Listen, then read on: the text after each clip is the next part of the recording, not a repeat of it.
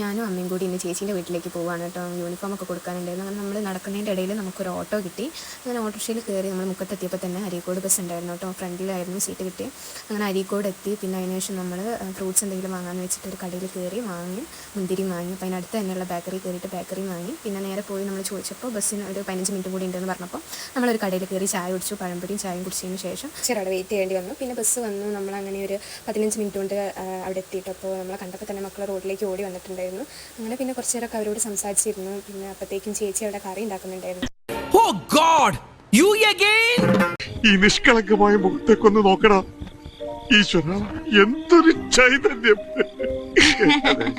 പിന്നെ നമ്മൾ ചോറ് കഴിച്ചു. അന്നത്തെ സ്പെഷ്യൽ ബീഫായിരുന്നു കേട്ടോ. പിന്നെ ചേച്ചീൻ്റെ സ്പെഷ്യൽ ചെമ്മീൻ അച്ചാറും ഉണ്ടായിരുന്നു.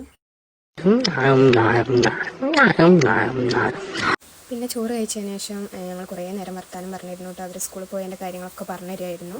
പിന്നെ ആ ഒരു ടൈമിൽ ബസ്സിലുകൊണ്ട് തന്നെ നമ്മൾ പോകാൻ വേണ്ടി മാറ്റിയിരുന്നു. പിന്നെ നമുക്ക് അപ്പം തന്നെ ബസ് കിട്ടി കേട്ടോ. അപ്പോൾ അടുത്ത വീഡിയോ ആയിട്ട് വരുന്നവരെ ടാറ്റാ.